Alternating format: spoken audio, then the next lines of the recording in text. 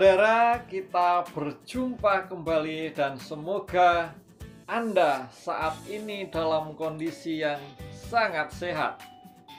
Mari kita lanjutkan, kita belajar bersama, dan pada kesempatan ini saya akan mengangkat sebuah topik, mengenal diri sendiri dengan lebih baik.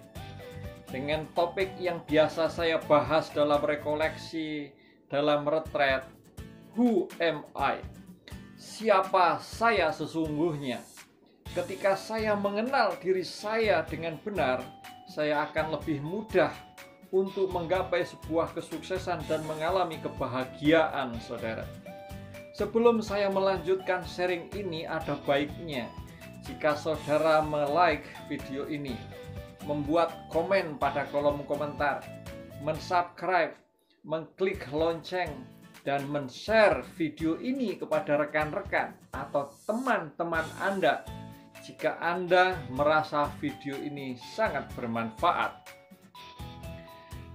Ketika saya membahas mengenai topik Who am I atau siapa diri saya, atau untuk mengenal sesungguhnya siapa diri saya yang sebenarnya, saya mempunyai cerita yang menjadi cerita favorit saya, yaitu tentang telur elang bersama dengan telur ayam menetas bersamaan.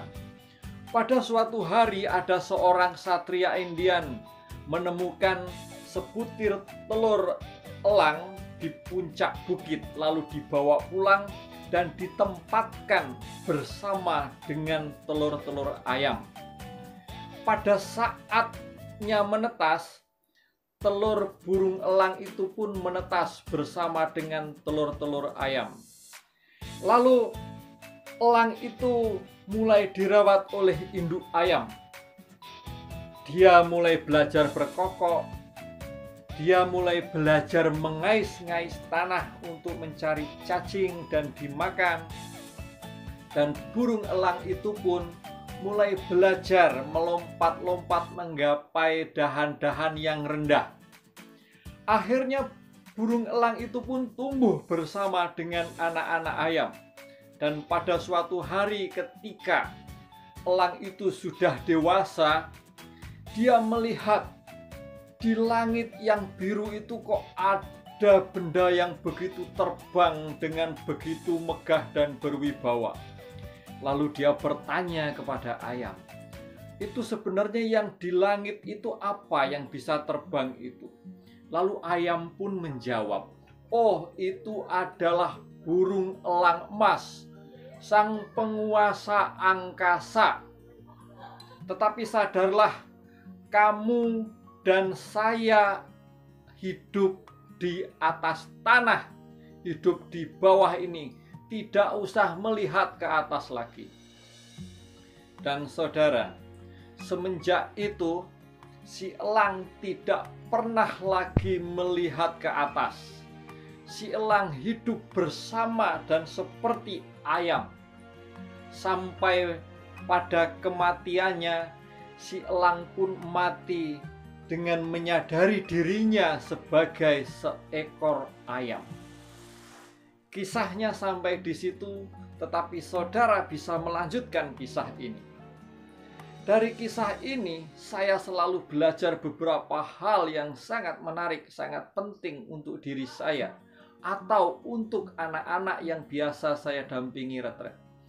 Yang pertama, lingkungan itu begitu kuat pengaruhnya bagi pertumbuhan, pembentukan kepribadian, pembentukan persepsi seseorang. Lingkungan begitu kuat. Maka kalau Anda ingin berkembang menjadi seorang pembisnis, hiduplah dalam lingkungan pembisnis. Kalau Anda ingin menjadi seorang YouTuber, hiduplah, masuklah dalam komunitas YouTuber. Siapa diri Anda sangat ditentukan lingkungan pergaulan Anda. Itu pelajaran pertama. Pelajaran kedua, kata-kata yang disampaikan oleh orang yang paling dekat dengan kita itu pengaruhnya sangat kuat. Tadi ayam mengatakan kepada burung elang, "Sudahlah, tidak usah melihat ke atas. Kamu dan saya hidupnya di atas tanah." Dan semenjak itu elang tidak pernah melihat ke atas. Dia menyadari sebagai seekor ayam. Maka saudara, hati-hati dan bijaksanalah kita ketika kita memberikan masukan, mengatakan sesuatu kepada anak-anak kita. Jangan sampai itu merendahkan martabatnya, memperkecil derajatnya, mempersempit pola pikirnya. Dan ketika anak-anak kita ingin berkembang, dukunglah, jangan sekali-kali mematahkan. Karena ucapan kata-kata yang kita sampaikan sangat mempengaruhi mereka. Pada video saya sebelumnya, The Power of Words, ini saya bahas dengan lebih mendalam.